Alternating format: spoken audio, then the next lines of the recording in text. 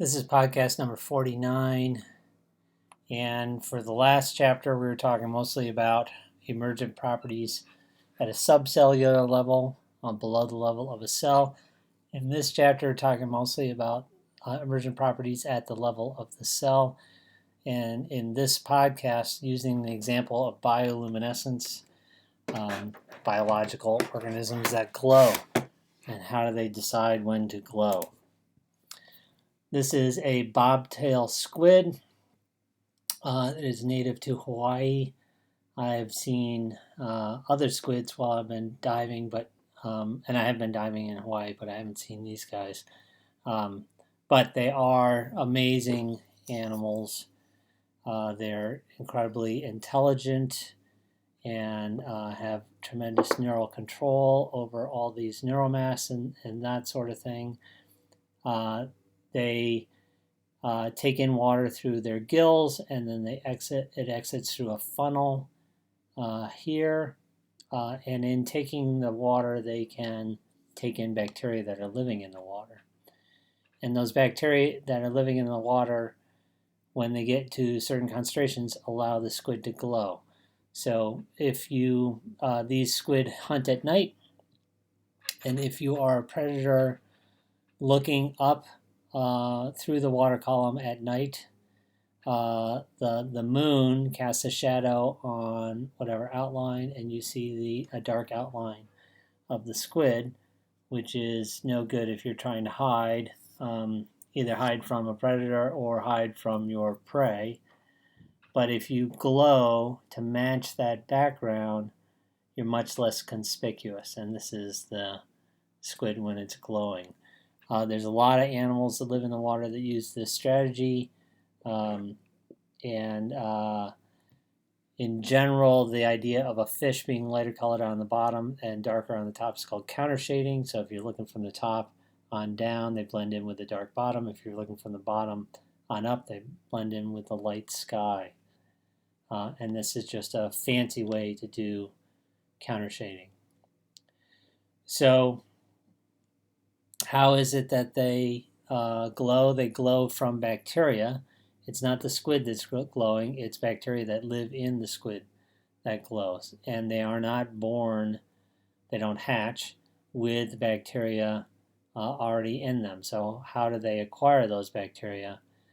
So scientists did some experiments where they took Californian seawater, where these squids don't live, but where the bacteria that glow do live. And then they also took sterile seawater, so killing all the bacteria in the seawater.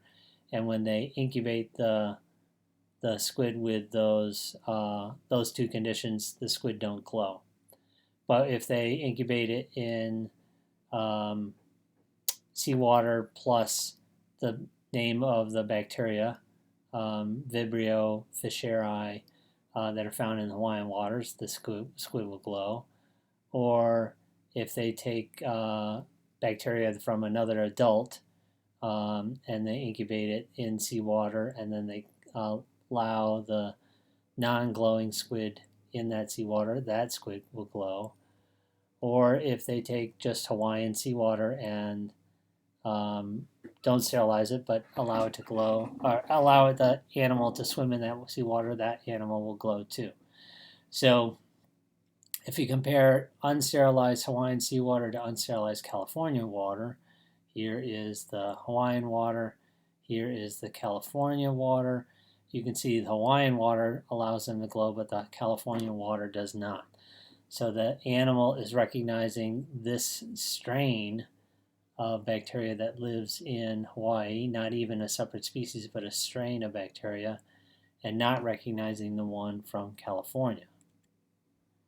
Okay?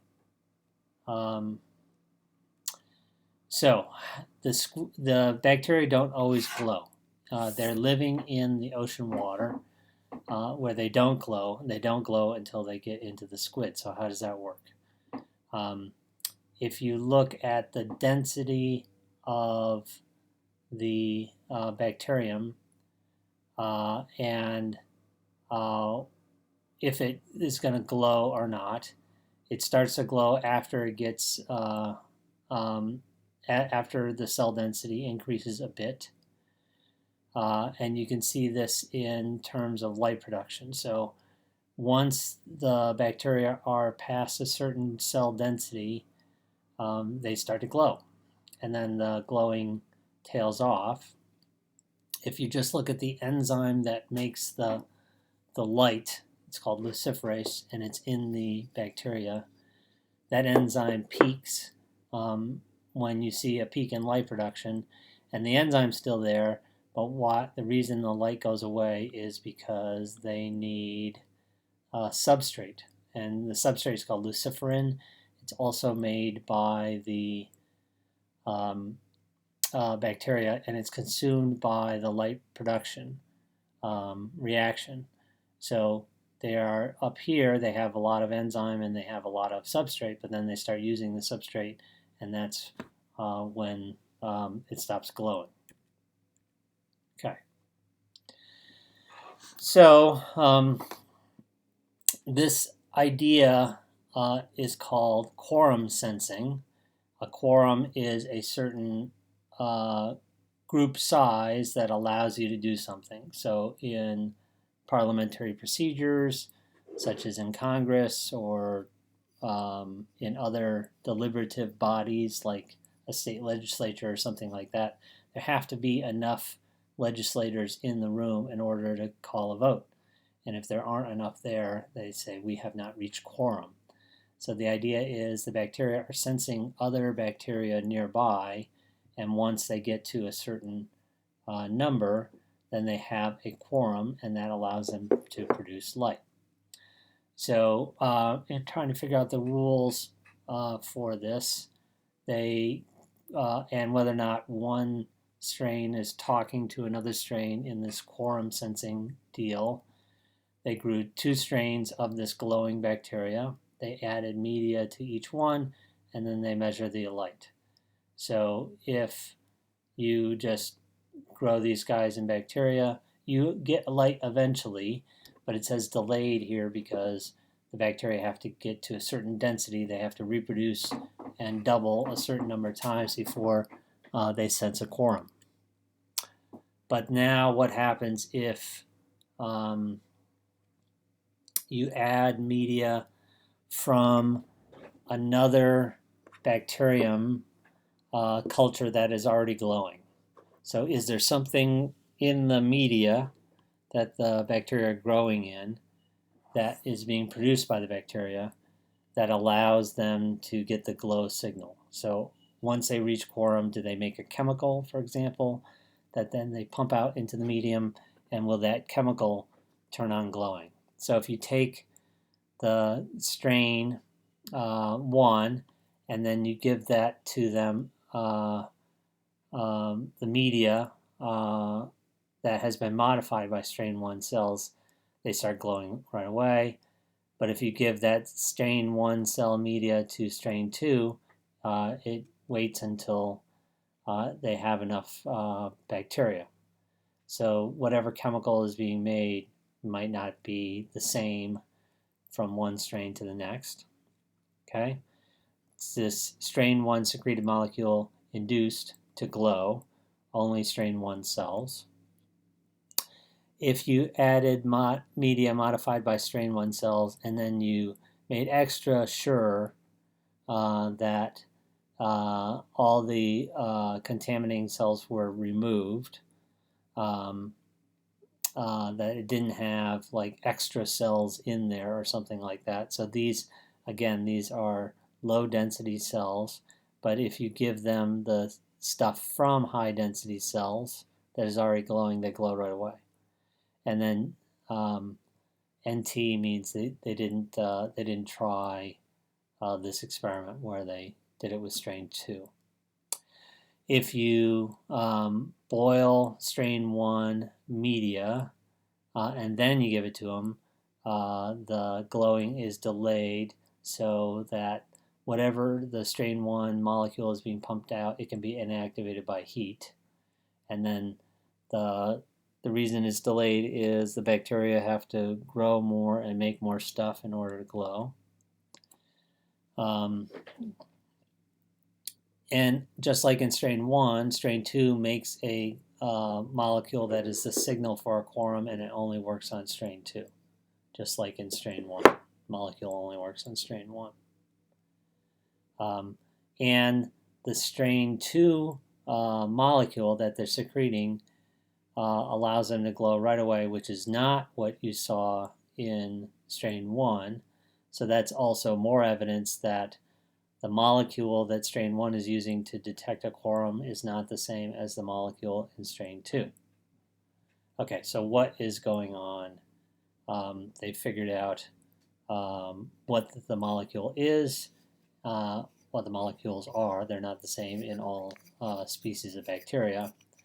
But in V. fischeri, which is the one that glows, there is an operon. We've talked a lot about these. We talked about the lac operon. It's called the Lux operon.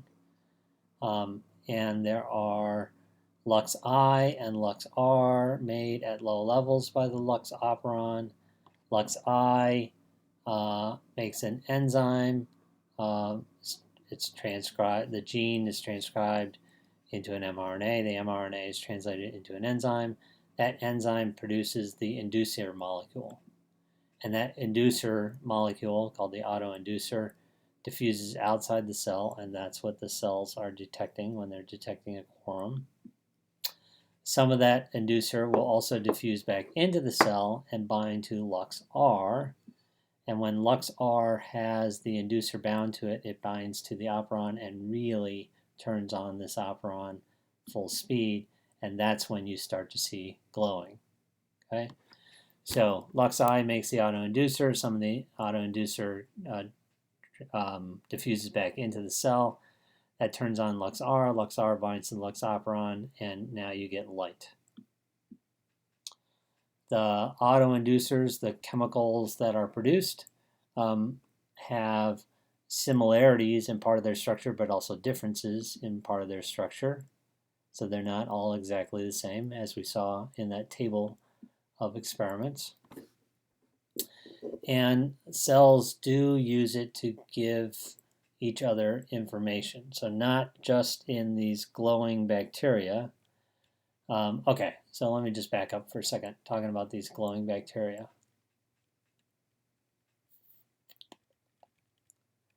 Okay. The squid is not born with the bacteria, not hatched with the bacteria, but they accumulate the bacteria breathing in seawater, and that they house the bacteria inside their bodies, and by housing the bacteria inside their bodies, that allows the bacteria to get close enough together in high enough density that they reduce these inducer molecules and they start to glow.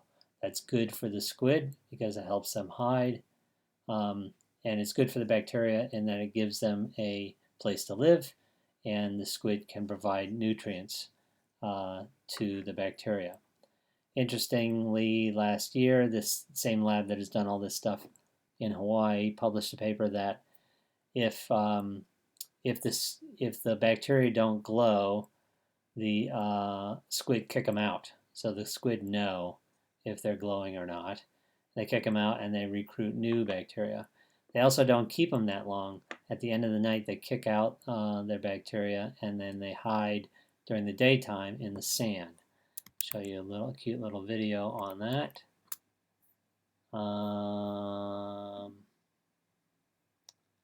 Not this one.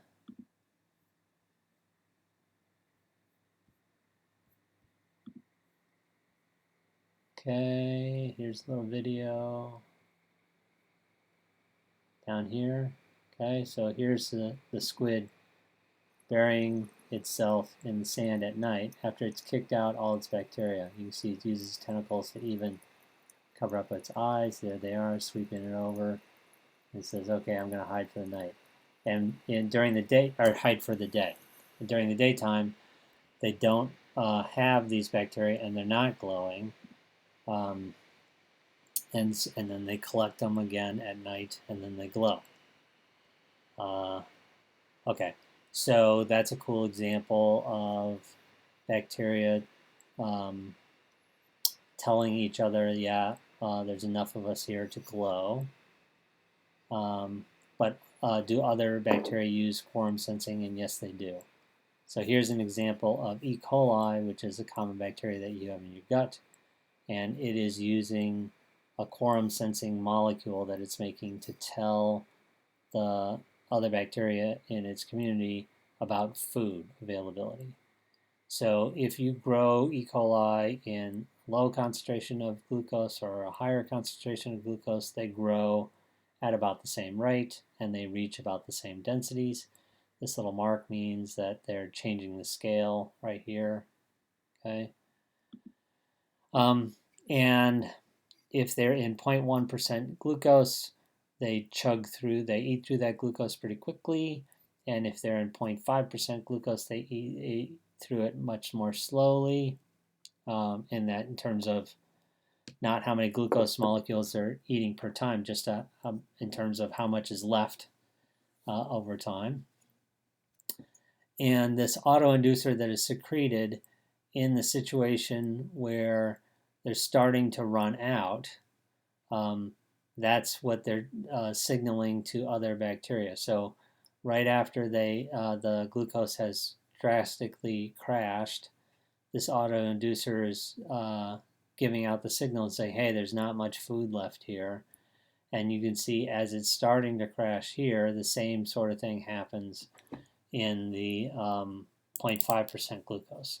So that's a signal that tells other members of the species that what was a good glucose resource is now declining over time. So there's information that they are secreting in those autoinducer molecules, and this is another form of quorum sensing. Okay, so they're talking to each other, quote unquote talking. They're communicating with each other about the availability of food, not necessarily cell density. So it's still quorum sensing in the general phenomenon in that bacteria are sending each other an information, but it's not quorum sensing in the sense of they're sensing each other's numbers. They're just sending out a message to other E. coli in the area.